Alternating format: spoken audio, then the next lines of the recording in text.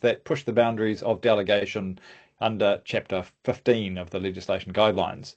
We're also going to talk about Chapter 14, which is about delegating lawmaking powers too. Today we're going to explore three areas where flexibility can press against constitutional guardrails: Henry VIII powers, delegated commencement and incorporation by reference, and how careful design safeguards parliamentary sovereignty, transparency and the rule of law. In our format today for our webinar, we're going to have brief opening overviews from each of our panelists. I'm going to then talk to them about some of those key issues that I've talked about, and then we're going to have your questions. So if you can ask your questions using the Q&A button at the top of your screen, you can ask those questions at any time. So don't wait. If you hear something and you say, actually, I wonder what that really means, use that Q&A button and we'll get to your questions towards the end of the webinar. We'll leave enough time for that. To frame up our session, as well as introducing themselves, I'm going to ask each panelist to give a concise scene setter, the sort of things about why this matters, why it's important, and also introduce myself. I'm Guy Beatson. I'm the Deputy Chair of the Legislation Design Advisory Committee, and also in my day job, I'm the General Manager of the Governance Leadership Centre at the Institute of Directors. So I want to first hand to Sam Miles, and introduce himself, and then tell us why this particular topic we're working through today is important. Kia ora, Guy. Kia ora, everyone. Thanks. My name's Sam Miles. I'm a member of LDAC and a policy and legislation manager in local government at DIA. So as you said, Guy, we're talking about three specific empowering provisions here. These are covered by Chapter 15 of the legislation guidelines and need to be considered in the context of Chapter 14, which covers delegated legislation generally.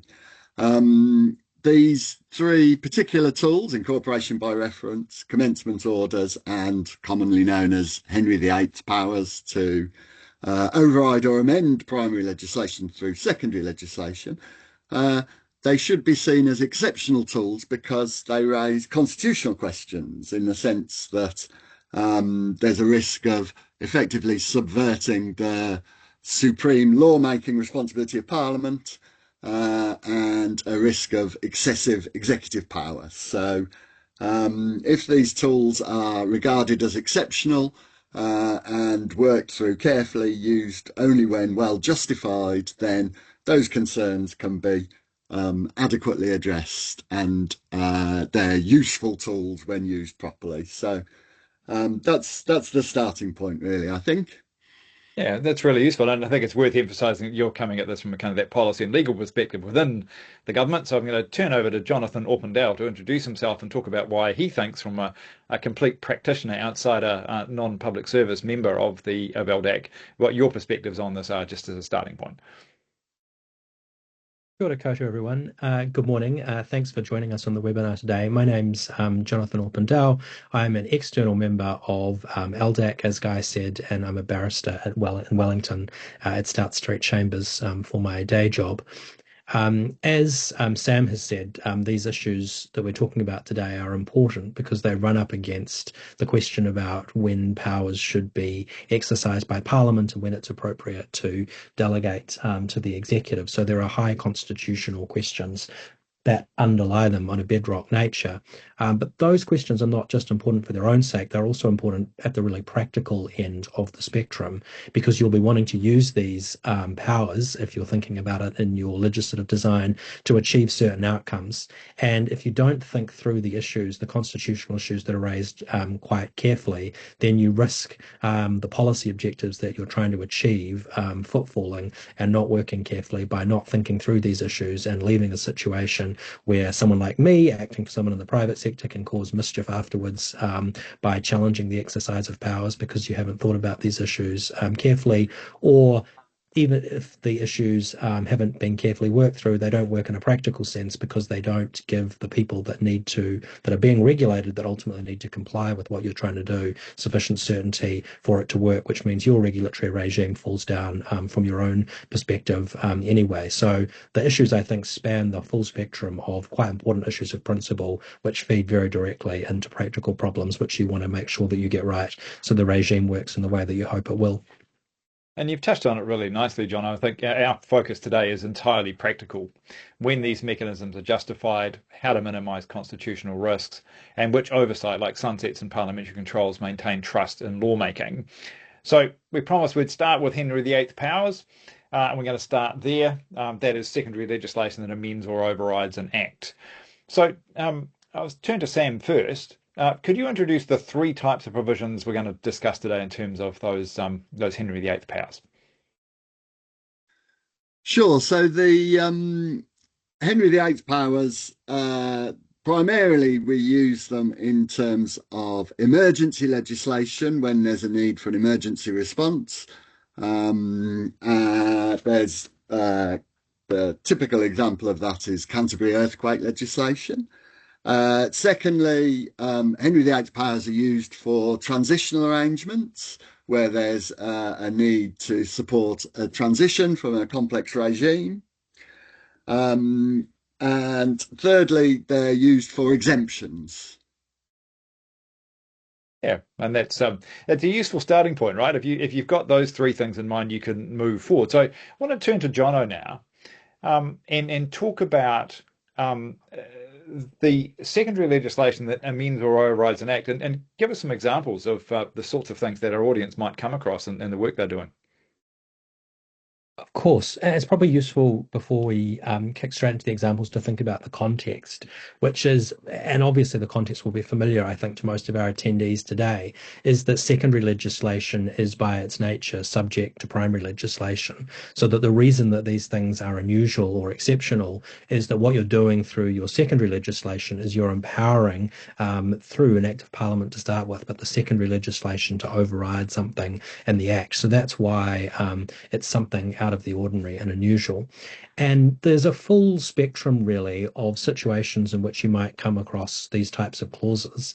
At the more extreme end of the regime, I guess, is the emergency context, which Sam touched on briefly, where most people will remember that following the Canterbury earthquakes, the Recovery Act provided a very wide power for the Governor General by order in council to make provisions necessary for the response to the earthquake, including not just granting exemptions, but overriding any provision in any enactment except for certain safeguarded constitutional provisions. So a very wide power that allowed effectively anything to be done that was inconsistent with almost any piece of legislation on the statute book. So very wide and quite controversial at the time. Similarly, people will remember that during the COVID response, during the early days, a lot of the orders that were made under forms of Henry VIII powers that allowed for the making of orders which overrided other pieces of legislation, and including in that context, some of those were very wide indeed as well. But then we get down to, at the other end of the spectrum, some really kind of nuts and bolts stuff. You'll find a lot of statutes have what are strictly Henry VIII clauses that allow for updating of more routine matters. So, for example, in a more criminal context, in the Misuse of Drugs Act, you can insert additional drugs into the schedules in the Act, which is the way that they're prescribed in terms of the criminal offences relating to drugs, and you can amend the schedules in terms of what the amounts are of possession, which triggers the presumption that if you possess an amount over that's for supply. And those are obviously done because that's a fast-moving area in which technology changes and new substances can be made, which that you want to include within the principles of the regime that are already set there but need updating. And then you've got some things that sit somewhere in the middle where, as Sam says, you might have a complex regime, but you want to be able to provide exemptions for it. And so exemption powers, when you're allowing a regulator to say you don't have to comply with these rules, are a form of Henry VIII power. They're not necessarily the general power that we saw in the case of emergencies, where you can override generally. It's a sort of targeted exemption, but in the context of, for example, the financial markets regulation, the FMA's got powers to exempt, quite wide powers to exempt from parts of its regime. So there's a sort of range of situations in which you will find these and come across these that do quite different things. It's interesting you say that because, in all of our experience, I think this set of issues is the one that comes up most in terms of LDAC subcommittees when we're talking to officials about prospective bills. And one of those things I just wanted to test with you, given what you said in terms of the range of circumstances and contexts, is sometimes we'll hear that one of the reasons for using these kind of powers is because the policy is still in development. Do you want to give us your view of that, particularly from that external perspective? Yeah, sure. I think that, I mean, as we said at the starting point, these are all exceptional powers because they are, even if you're using them for more routine things to update schedules, you're still taking power away from the executive. And it is certainly true that, in any current political climate in New Zealand, whoever the government is, there's always pressure from the government of the day to enact its agenda. And, we see departments coming before us that are under a lot of pressure to do things quickly to meet the political impetus in terms of what ministers are wanting to achieve. But our view about that is as sympathetic as we are to the position that policy officials find themselves in, that these powers are extraordinary powers, and we need to see a good reason to do them with appropriate safeguards. And we're not keen on the idea that a good reason is that we're so crunched for time that all the details of the regime haven't been fleshed out, and we want to do that later. And we're not keen on that, not only because of the constitutional issue we've talked about, but the experience that we see with that is that if that detail isn't worked out and thought through, even with use of these types of powers, what you see is that your regime is probably not going to work in the way you want, because if you haven't cashed out the kind of details that you need to think about in terms of doing this and having appropriate safeguards, there's probably going to be a mismatch between what's in the Act and then what you're trying to do. And if you're trying to do all of this or large parts of it through these kind of powers, then you're creating lack of uncertainty for people about how they're going to be regulated, opportunities for people to challenge these things in terms of certainty, particularly in rights infringing spaces, and just the chance that what you want to do can't be done very easily without quite extreme use of a Henry VIII power, which is going to be controversial for you. So, we don't want to be sitting here a sort of ivory tower telling you what you should and shouldn't be doing, and that's not what we do anyway. But our strong advice about this is that what looks like a shortcut can often end up being a long route home in terms of doing what it is that the people that you're ultimately reporting to are trying to achieve. Yeah, and the uncertainty, I guess, for those being regulated. I guess that's a really useful springboard, I think, to move to Sam. And you've had direct experience of some of the stuff that John has just been talking about, Sam. So could you give us some practical advice about for officials, particularly who are considering the inclusion of Henry VIII powers, and what do they think? Sure. So I think, as Jono says, the starting point has to be that this isn't a shortcut. That you have to do the work up front when you're thinking of using delegated legislative powers in this way. And the starting point is to consider the scheme of the Act and the policy rationale of the Act, and whether the power is supporting or augmenting that policy rationale, or is it a departure?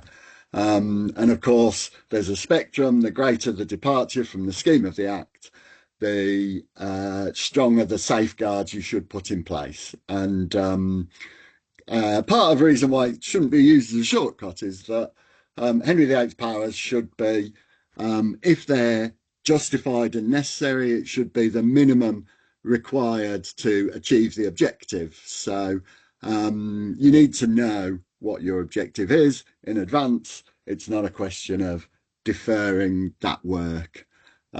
So those issues, that's the starting point really, is what's the policy rationale? Does it fit within the Act, or how far are you departing from the Act? And then a question as to what safeguards you want to use or you require. So the ordinary safeguards under the Legislation Act in terms of presentation, publication and disallowance powers apply to all secondary legislation. But when you're using Henry VIII powers, you need to think beyond that.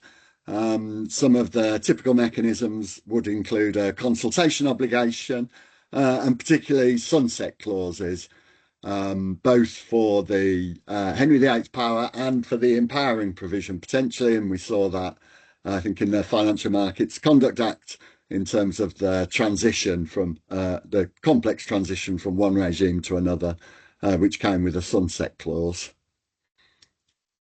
Yeah, that's really good. I mean, and it is one of those things where we're saying don't not use these things, but certainly pay attention to the guidelines and recognise the fact that there's a transference of power essentially in some of these things from Parliament to the executive, which is a key constitutional thing. Now, Jono, you've talked about the kind of context. Sam's just outlined some of those key pieces in terms of practical advice about how to use these things if you're going to do that.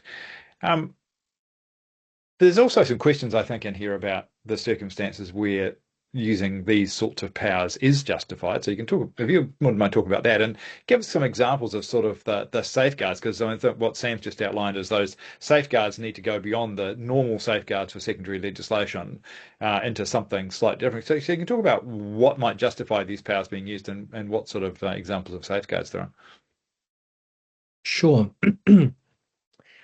So there's as I said, if you think back to what we were talking about before, there's a range of different circumstances in which these things are used, and so there's a range of different circumstances in which you can potentially justify use of the powers. One area in which we see increasingly in terms of people thinking about resilience of their statutory regime is putting in place ex ante some emergency powers to deal with known risks that are going to come up. And that's a sensible thing to do. But because you're dealing with emergency situations where the range of things you've got to respond to might be broader, the range of safeguards you're going to need is also likely to be broader. So, the safeguards are, as Sam says, it's likely to include sunsets, probably reporting obligations to Parliament about what you're doing under the particular powers, maybe a time limit for how long they can be used after the triggering event has started. Careful prescription around what the triggering event is that allows the use of the emergency. And so you need to think about, in your particular context, what is it that would trigger the need for these powers, and what response is it that will turn them on? Is it something else that's going to happen within the system?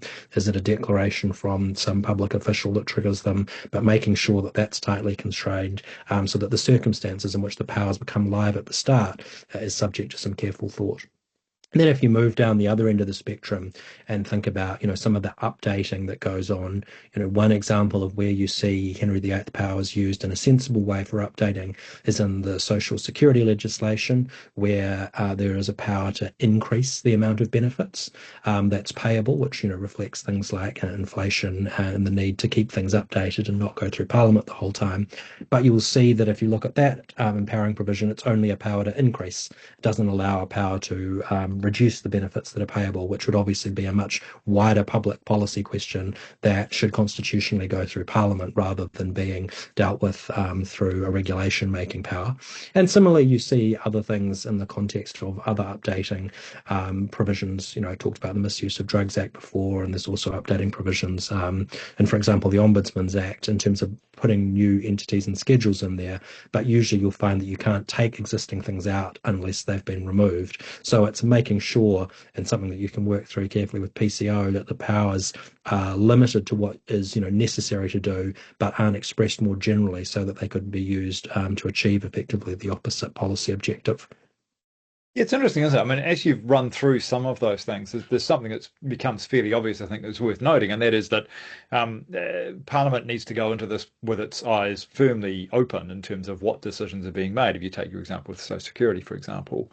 And I guess just to kind of pull all that together across what both Sam and John have covered, the key watchword here is these powers, these Henry VIII powers, and that delegation of authority from Parliament to the executive is exceptional and not routine. It needs strong justification and robust safeguards that go beyond what you would normally see with secondary legislation. Also, guess key word of advice you'd expect from the Legislation Design Advisory Committee is always assess these kind of provisions and thinking about them, at least against Chapter 14 and also Chapter 15, which we're talking about today. It's interesting, even if you go back to 1932 in the UK, the Donoughmore Committee urged exceptional use only, and so that bears out this stuff. So this has long standing in terms of thinking that's now reflected in the guidelines that you can refer to.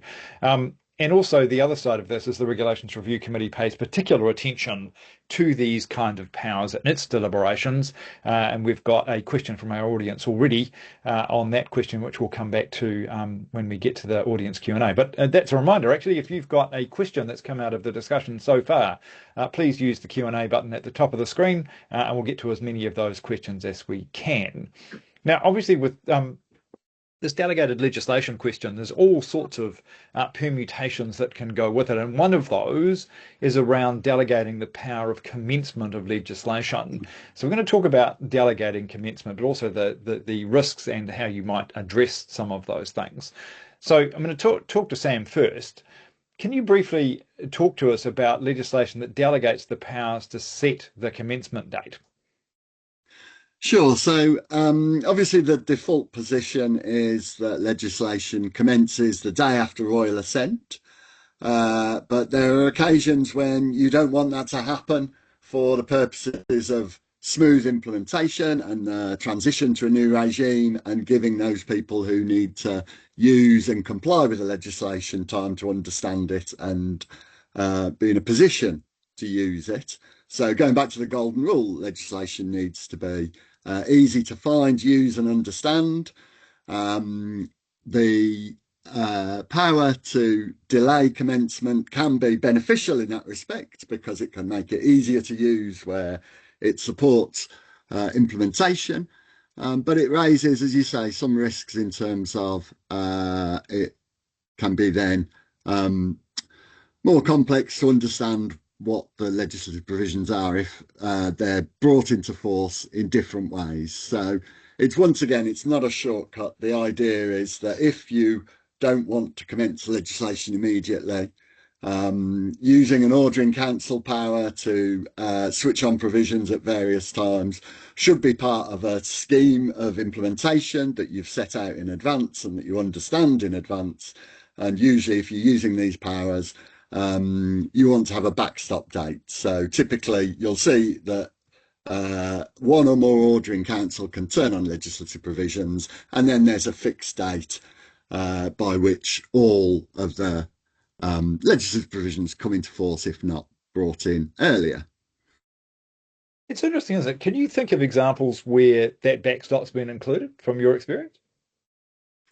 Yeah, in most of our recent local government legislation, we've used that. The Water Services Act has, for example, I think the backstop date was something like 12 months after royal assent, and some provisions were brought into force through ordering council earlier, and then it all came into force on the backstop date. So it's not unusual. One of the risks that gets that can arise is particularly if the backstop date crosses terms of Parliament, you can end up amending legislation which isn't fully in force yet, and that can affect the coherence of the regime. So again, it's something that needs to be planned out carefully in advance and thought about in quite a deliberate fashion.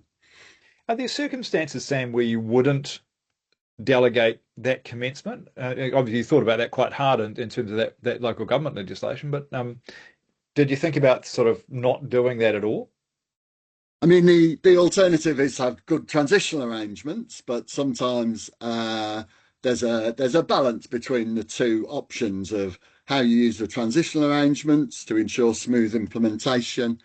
The real risk, I think, is if you end up not switching on legislation and you end up with provisions that that are on the statute book but aren't in force and aren't actually used.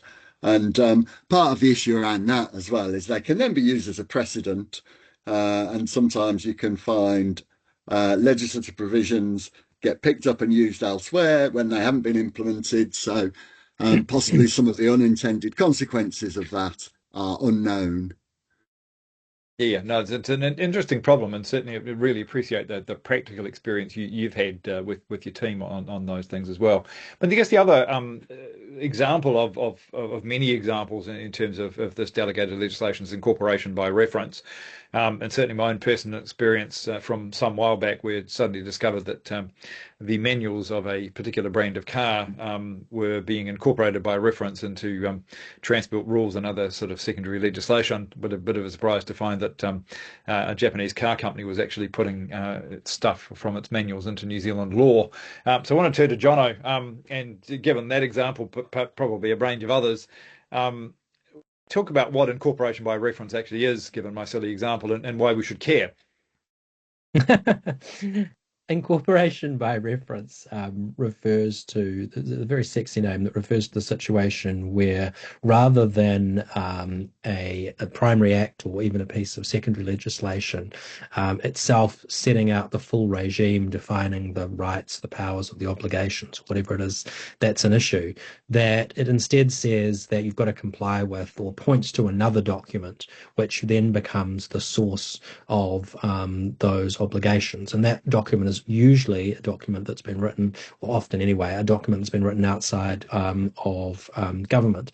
And so the reason that you might do that is that you might do this because you've got some other standards somewhere that you want to use and that they are maintained carefully by another body that's appropriate to do that. You might be trying to harmonize different regimes across borders, and there's some regime that you want to use in New Zealand that's used internationally.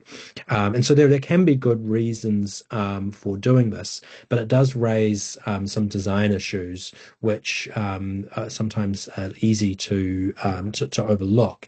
And I guess the four concerns that you've got to think about when you're thinking about, should I use this other document somewhere to set the standard rather than having it in legislation in New Zealand is first a question of quality.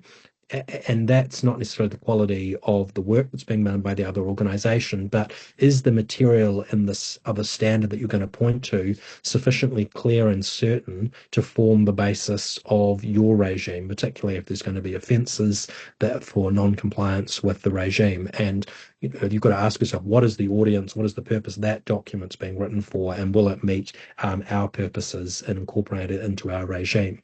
So there's that first question. There's a second question about accessibility.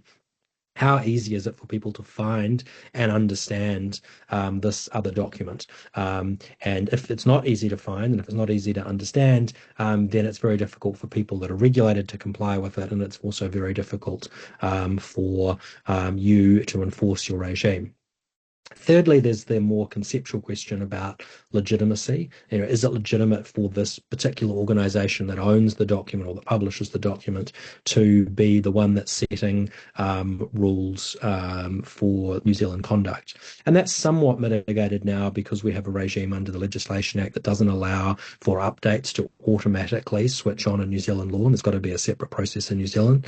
So that deals with the sort of updating component of that, but it's still a question to be clear about whether the body that set these standards is going forward, notwithstanding that you'll have some switch in New Zealand, an appropriate one to be regulating conduct in New Zealand and setting the standards and what their audience is and how that might differ from what we're trying to do here. And then finally, there's just a process question. How is it that you're going to go about making sure these updates work? What do you need to incorporate into that in terms of safeguards and making sure that's going to work in a practical sense? Yeah, it's interesting, isn't it? I mean, you can see that this might be something that, from an official's perspective, and even a minister's perspective, that might be administratively convenient, but that strong justification and understanding that you need to go through a process to make sure that those things aren't automatically turned on, I think is really important. And there's clearly risks with all of that if you don't understand what the law actually is. But I guess if I turn to Sam, if having said what I've said, if it's so risky, why would we ever do this? And if we do it, and this is true across a whole range of our practice within the government, what safeguards should we apply to this? Sure. So I think, as John has really explained, there's a balance between the certainty of the law and the flexibility in terms of the standards, and particularly where in the international context, or the technical context. So the example I look at is in local government legislation. It cross-refers to generally accepted accounting practice, and those provisions are known and understood by the financial officers in local authorities who have to use them now, including detailed financial requirements and standards in local government legislation would affect the coherence of the legislation and the ability of users to navigate it when the people who need to know those standards can know where to find them. So I think that's the primary consideration is the balance between certainty and flexibility, particularly when it comes to technical standards. Is it better that they're in secondary legislation directly, or should they sit elsewhere? And really, it's a question of how easy it is then to navigate the legislation. The question as to who has the expertise. So Parliament wants to require compliance with safety standards in areas like aviation, but it doesn't want to set those standards itself. And in terms of the safeguards, then there's the standard provisions in the Legislation Act, and it's always the starting point to look at those. They include requirements for consultation before incorporating material by reference. As I think Jono mentioned, the amendments aren't automatically included. So when you're incorporating material by reference, you need to understand yourselves. Will you be able to identify when there are updates or amendments to those standards? And have you got a process for considering whether those should be included and then doing so? So again, there's a balance there because you might end up with a lack of certainty if standards are updated frequently and users might not understand their obligations versus having out-of-date standards if you miss out on the updates. So it's really something that needs to be planned out carefully in that respect. Yeah, it's interesting, isn't it? I mean, as you're saying that, Sam, I sort of had visions of my silly example in terms of incorporating vehicle standards by reference into transport rules. The other problem, as I recall, was that the standards at one point actually were in Japanese. So talk about accessible legislation. You had a car company actually determining the standards of New Zealand law essentially at that point, but actually they weren't in English either, which raises all sorts of interesting questions. So I think we've moved on since then, given some of the stuff you've talked about. We promised to be practical about all of this, and I thought it was worthwhile just turning before we get to the Q&A questions from our audience. And if you want to ask that question again, just use the Q&A button at the top of the screen, and we'll get to as many of those as we can. But I want to talk to Jono briefly. Are there any final tips that you think's helpful to share with everyone today about the stuff we've talked about in terms of delegated legislation, Henry VIII, incorporated by reference, and those commencement questions? I think the best thing to do is, if you're in this situation, you're thinking about using it, is to ask yourself, how is this going to work for the end users? And there's sort of two groups of end users, right? There's the regulated party that's going to have to comply with whatever the regime you're setting up is. And then there's the regulator itself, which might be you or might be your colleagues. And you really need to ask, what is it that we want to happen? And are these powers that we're thinking about using going to help that? And are they going to be easily understood by both parties and going to make the system work? So, if you're thinking about, incorporation by reference, you need to put yourself in the position of the regulated party and say, are these going to be clearly accessible, easily to understand, use the same types of concepts that are already used in the legislation, or is this going to be really confusing and unclear to people? Because if it's going to be really confusing and unclear to people, you're just not going to achieve what it is that you're setting out to achieve. So really, it's kind of working through on a piece of paper who's going to be affected by this, what are we going to ask them to do, and what practical questions are they going to have to resolve for themselves, and will it solve those problems for them, or is it going to make life more difficult? And if you're asking yourself that question, then you're probably going 90% of the way to getting some good legislative design that sets you up with a good regime. Yeah, and it's a really nice perspective from that external practitioner point of view, Jono. Thanks for that. And also to Sam from that internal policy advisor legal perspective. What are your key tips out of the session today that our audience should take away? I think to reiterate that these shouldn't be used as shortcuts. They should be seen as exceptional tools. And when they're used carefully and deliberately, and you have done the work in advance to understand why you're using these tools and what the justification for them is, then they can ideally support the coherence of the regime. And the flip side of that is they'll undermine the coherence of the legislation if used as a kind of get out clause when you're not sure what you want to do in the first place. So question is always, what's the policy scheme of the Act, and are we supporting it, or are we using these to fill in gaps? And the latter then raises obvious constitutional concerns, but particularly, as Jono says, there's the constitutional issues are always practical issues at heart, and they arise because they affect the people who need to use the legislation. That's really good, and thanks both of you for that. We're going to turn to some questions from the audience now, and I might just start with you, Sam, in terms of some of your own experience with the Regulations Review Committee, or perhaps what you've heard from others. And the question goes along with the following lines. It says, we recently had a concern raised by the Regulations Review Committee about Henry VIII powers, where a new regulation making power in our Primary Act permitted exemptions to the provisions in the Primary Act. Does this happen often? Yes, I think the short answer is Regulations Review Committee will always review bills that are before other select committees and will write to the committee raising any questions in terms of legislative design. It's one of the important safeguards that arise through the select committee process. I think in terms of an exemptions regime, if it's drawn too broadly, then the risk is that it goes to the point of undermining the policy of the Act. If you can exempt large swathes of regulated parties from the legislation, you might change the nature of the Act. So it's, again, I think something where if you have an understandable justification, and the starting point would be that the legislation should clearly explain where those exemptions will apply, and making it clear that they're exceptional, that perhaps trying to set out the circumstances in which that exemption power might be used, and really, again, narrowing it to what's necessary rather than enabling it to undermine the Act itself.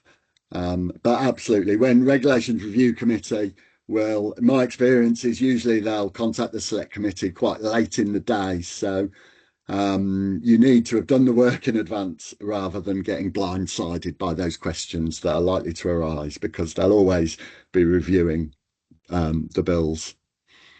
But I guess it's not surprising, right? I mean, the Regulations Review Committee is kind of like the guardian for the Parliament as a whole in terms of parliamentary sovereignty. It's a little wonder they're going to take quite some interest in these provisions, and that's one of the reasons why they need to be robust. Now, I guess if we take a different tack on this, Jono, you're sitting outside the system, and we've talked quite a lot about safeguards and so on and so forth. How do you think officials and the government generally should explain the need for Henry VIII clauses to stakeholders who might be concerned about constitutional risk? Well, I think it goes back to the kind of core message, which is that if you've got stakeholders that are raising concerns about this, and sometimes in my experience, it's stakeholders that want these things because stakeholders want to want to be exempted from a regime, or they want something like that. But if you've got stakeholders that are raising it, I mean, the only way really that you can defend it to stakeholders, I think, in a way that will satisfy them, is if you can show them, that you've thought carefully about it, and this is the reason we need to have this Henry VIII power. So it's serving some identified purpose, and then you've probably got, if you've got a stakeholder raising a question about it, concern about certainty for them, and so you need to, I guess, probably persuade them that it's narrowly targeted to what it is that the risk is that you've identified that you're going to need to deal with, and then there's appropriate safeguards. And for your stakeholders, that may be that there's going to be some kind of industry consultation before a power is exercised, because one of the things that we haven't, I guess, directly mentioned today, but that feeds into the constitutional issue, is that when decisions about what the law is are being made outside of Parliament, unless you build in bespoke ways for the public to engage in that process. You don't have all the default ways that happens when it goes through Parliament through a usual select committee process and the opportunity for scrutiny and people to have input. So that's a reason that people can have nervousness about these things, is that they don't want a situation where the minister wakes up one morning, decides it's a good idea to do something, and there's a regulation that follows quite shortly afterwards, which, even if the stakeholders were happy with at some level, they know how it's going to work on the ground and they've got something useful to say about it. So, being able to justify it back to them by showing that you thought about those things and including the safeguards is probably the best way to deal with that kind of problem, I would have thought. Well, I guess that's right. And if I kind of leverage off that slightly and just go back to Sam briefly, interesting question from the audience about whether officials and legal advisors advising ministers on legislation should consult LDAC when they're including these types of provisions. What's our core advice on that, Sam? I think absolutely start with the legislation guidelines and work through the guidelines themselves. And in terms of consulting LDAC, I think we hope it's always useful, but in terms of these provisions, you need to do the work in the first place. So if you understand why you're using a Henry VIII power, you can perhaps then consider coming to LDAC with some very specific questions around the design that flows out of that. So again, I think reiterating that it's not a shortcut, and use of these powers should be thought through in a deliberate way, which can include, of course, coming to LDAC for advice and a discussion. Yeah, and I guess in that sense, I mean, it's one of those things where these things are really tricky. There's often quite a lot of pressure with them, and actually being able to talk it through with a group of people who bring a range of diverse skills around legislation design and testing some of that thinking makes a lot of sense. I want to go briefly back to the Regulations Review Committee, Jono. And you may not be able to answer this, but we'll try it anyway. What role does the Regulations Review Committee play in practice as opposed to the theory of all of that? And are you aware of any provisions that might have been disallowed by the Regulations Review Committee of this nature? Of Henry VIII's nature? Yeah. Yeah. I'm sure there will be. I can't think of a specific example off the top of my head that Sam may able to. Yeah, I was just going to jump in there, Guy, because preparation for this, I was looking at parliamentary practice in New Zealand, commonly known as McGee, and it's really useful. It's got a chapter on really the role of the Regs Review Committee, and I think it says there were land user charges, some transport regulations back in something like 2013. There was a Henry VIII power that was revoked, but it's quite rare, but for it actually to obviously the Regs Review Committee itself can't revoke regulations. It can report to the House, and only the House can do so. But yeah, it's quite rare. So back to you, Jono, for the general approach. But no, and I guess. Oh, sorry. Keep going, Sam. I was just going to say, yeah, really encourage people listening to get across parliamentary practice. It's available for free on Parliament website, and it's a really useful resource. Did you have anything to add, John?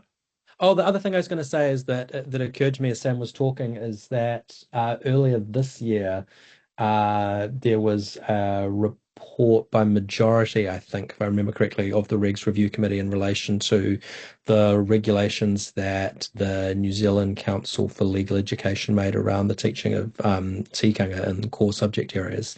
And by a split decision, the majority found that one part of that power, which is effectively a Henry VIII power because you're setting what the content of prescribed education is going to be under powers that come from an empowering act, ultimately decided that particular use of the power was an surprising, but I can't remember what the test is and one of the things in the under the standing orders, but it was an unusual exercise of the power, and so they struck that down. So there are that these kind of things do they do go about their work, I guess, somewhat more quietly than some other things, but you will find them intervening. And then there was a vote in the House in which the governing majority parties in part struck down that regulation. Yeah, it's kind of big news when it happens. I guess if I can just continue the conversation slightly with you, John, in terms of a view from one of our audience today that says there's an eternal logjam in Parliament with too much primary legislation. Well, that might be a product of how much legislation is being drafted, of course. But the question, I guess, and it's interesting looking at this from an external point of view, I think, is there a way to shift more detail to secondary legislation without creating the constitutional risk we've talked about today? Um, well, I mean, this is a reoccurring question, I guess, that comes with to us when we're engaging with departments in relation to bills. Um, but I think, and this sort of goes back to the message that we've come back to a few times, is that these things aren't a shortcut, and neither, I think, are they a way to deal with, more fundamental system concerns about how much Parliament's time is available or how much, legislation goes through Parliament. These things exist for quite separate reasons, for, dealing with situations where, in the case of Henry VIII Powers, something is going to need to change, and it's probably going to need to change in short order. And so you can't go back to Parliament. You're not going to want to go back to Parliament so frequently to update something, or there's something that might arise that requires urgent attention. But we wouldn't say that they are a way to reduce the bulk of the legislation that's going through Parliament, because the big policy questions that are being made, need to, for democratic accountability reasons, keep going down that channel. So I guess we would probably start to be nervous, I think, as a committee about that being put forward as a rationale. It's interesting too, though, because I'm not sure even if you had more of that detail in secondary legislation, just thought experiment for a moment, you've still got to have empowering provisions in the primary legislation. So if you still need primary legislation. You can't have it without secondary legislation. That's kind of clearly tautological, but you've still got to debate it. So I'm not sure even the backlog stuff. If you've got a lot of legislation, having more delegated powers actually doesn't solve that problem and has all the risks that we've talked about this morning. So I guess that's all part of it. Hey Sam, there's quite a lot of interest in the comments you've made about commencement or delayed commencement, and I'll pick up a couple of them together. So, what are the key considerations to determine whether you should use transitional provisions or delayed commencement? But also, if you wouldn't mind just picking up the point I think you were getting at earlier in terms of what if some of this stuff crosses parliamentary terms?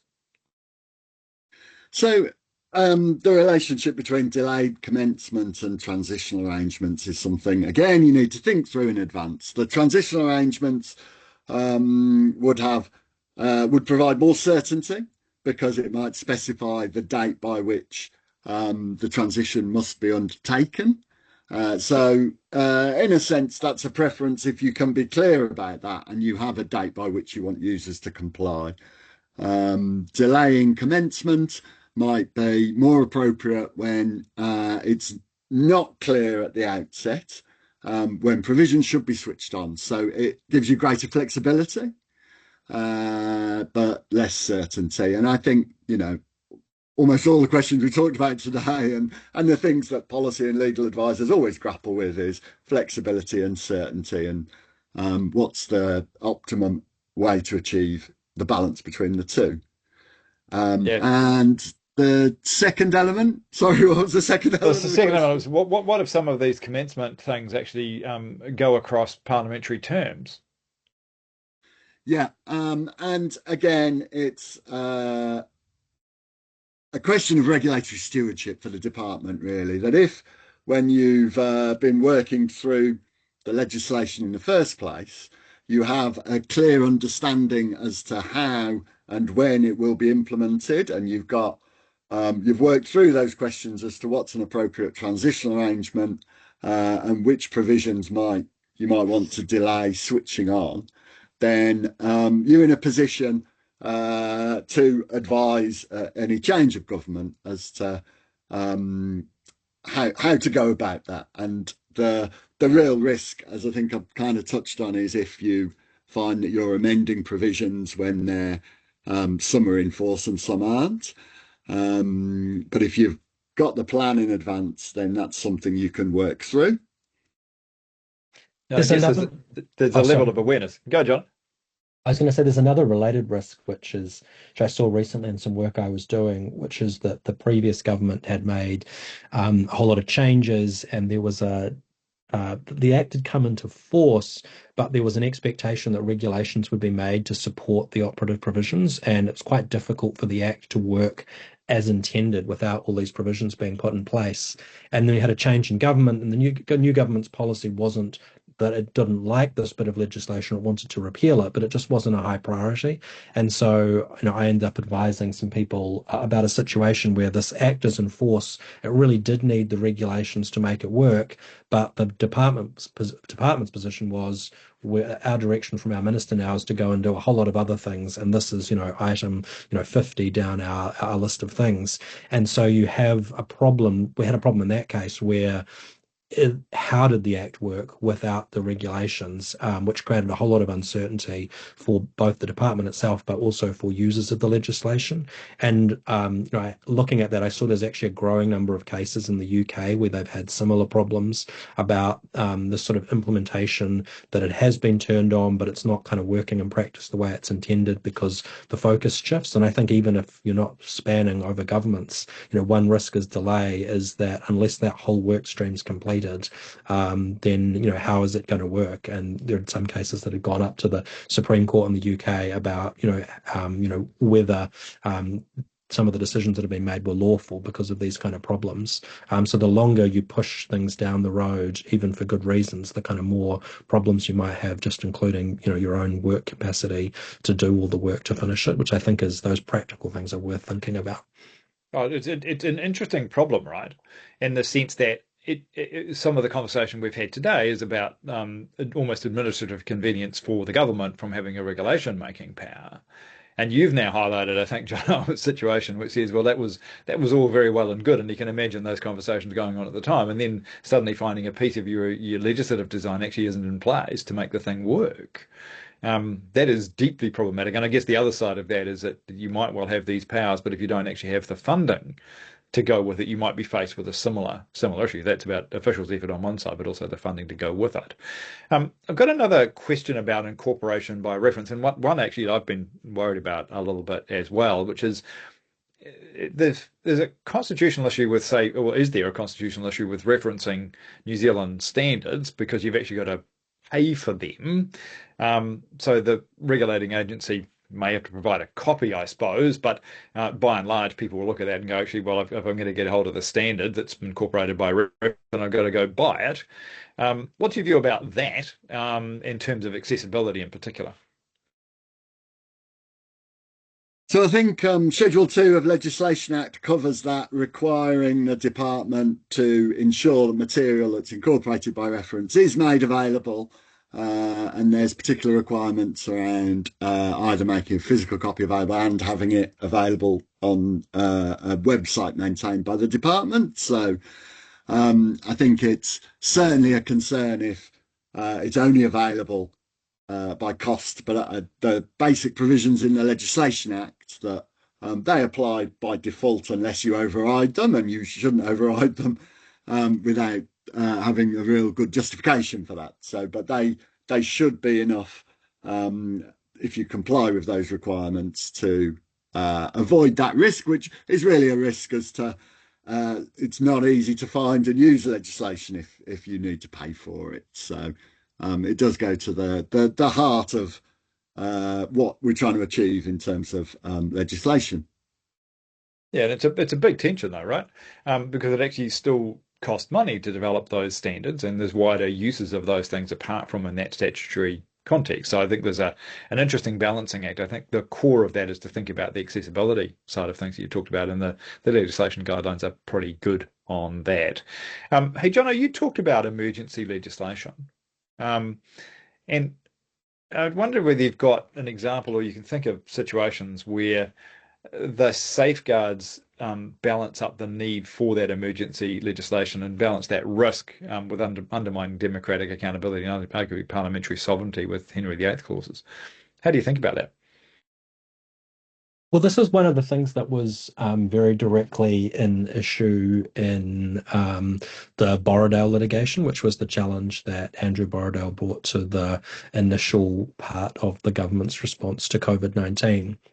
And one of the interesting things that the High Court said in that litigation, and it's come back to it in a couple of other cases since, is that kind of good constitutional order requires both that we do have emergency powers that you can use to respond to situations as they arise, but that is a temporal response, that it's got a limited time frame before we see Parliament coming back in and asserting its authority and saying, okay, we can't deal with everything urgently, but when you've got something like COVID, or when you've got something like the response to Christchurch, the Canterbury earthquakes, after a certain period of time, we're not in an immediate aftermath of the emergency anymore. We're in a more long-term response phase. And, that's where we really expect to see Parliament making those decisions and things going through kind of regular constitutional order, through, new legislation being put in place that sets out not just a general power that exists in an act to deal with a situation, but a bespoke response to the aftermath of whatever particular emergency we're dealing with. There might still be kind of ongoing emergency type powers, but there'll be targeted and tailored criteria about the exercise of those powers to the specific situation, because it's no longer, a known unknown. It's a specific problem we're dealing with and some really specific safeguards. And, one of the interesting things that the High Court said about that is that it might read temporal limits on general powers, that if you just keep using general powers, they might say, well, there's actually a point in time in which the implied scope of those powers ends, and we'll say you can't use them anymore. Parliament, you've got to step in. And after both COVID and Christchurch, we saw Parliament doing that. And I think that's kind of, as much as anything, a matter of kind of good hygiene. But also when you're, developing constitutional hygiene, when you're thinking about these powers, you need to think about what category are we in? Are we dealing with things that we know will happen, but we don't know when, precisely what they'll be? Then you might need some more flexibility with that, but with a shorter time frame. Or are you dealing with something more specific? We do need a concrete response. We can then be more detailed about how tailoring that is. So I think that, understanding the specific context is the key, always really in these situations, to balancing the competing tensions that exist between the need for a response and the underlying constitutional values that we're trying to uphold, even in those emergency situations. Yeah, it's interesting too, because I think you've highlighted two other things I've drawn to people's attention. One is the institutions, and both of those cases you've talked about actually responded to that, whether it's the courts or Parliament. But secondly, because of those emergency situations, we now have much more experience of those things that can help guide and shaping these powers and the use of them in a way that actually protects the constitutionality, while also responding to those situations and knowing what the limits of them are. We've got 1 more minute, Sam, and you've obviously done a bit of background research in terms of the Regulations Review Committee and some of that stuff in terms of parliamentary practice. Do you have an example of situations, or perhaps even more examples, of where these powers have been controversial in a New Zealand context? Oh, I mean, I think that's a big question. I guess the controversial use is generally, there's a sliding scale, right? So the Canterbury earthquake legislation, I think, was relatively controversial because of how broad it was. There was a provision around effectively saying it's convenient not to do this, and enabling an ordering council to override any legislation, almost any legislation, with a list that said, including a list of the things you might expect, like RMA and Building Act, but not limited to that. And it was so. I think really, I don't know that if Jono, you've got any views, but the things that you've just articulated in terms of when emergency powers become controversial is if they're used beyond the limits, both in terms of time and the scope that they're intended for. So there's probably a question there as to is it part of an emergency response, or has it gone step beyond that, both in terms of time and scope? Yeah, no, and it's one of those things. The wider the powers, the more controversial it's going to be, I would have thought. We're running out of time. Thank you, everyone, for joining us today, and also particular thanks to Jono and to Sam. Really appreciated the conversation today. Hopefully, people have got quite a lot out of that. We've examined Henry VIII clauses today, delegated commencement and incorporation by reference. There's a key theme that comes through all of this. Use these provisions sparingly, justify them clearly, design them tightly, including with some help from the Legislation Design Advisory Committee, and safeguard robustly beyond the standard secondary legislation provisions, and always through the lens of chapters 14 and 15 of the guidelines. We're going to put up a short poll shortly. That'll be on your screen. And if you don't see that, you can look at that via the chat before you leave the webinar. You can also explore the Legislation Guidelines 2021, and we have a whole range of resources on our website on this topic and many others. We look forward to seeing you at future LDAC webinars, and our next webinar will be in early 2026. Thanks for joining us. Ka kite.